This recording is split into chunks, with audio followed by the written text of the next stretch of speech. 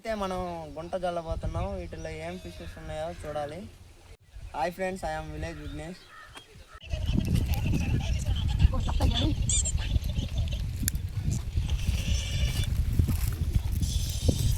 చల్లడం స్టార్ట్ చేసాం. చూద్దాం ఏమేమి చేపలు ఉంటాయి.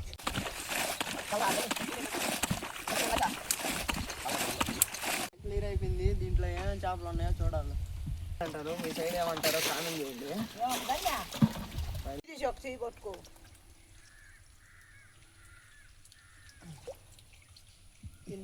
దీన్నైతే మా సైడ్ కొరమేన్ అంటారు.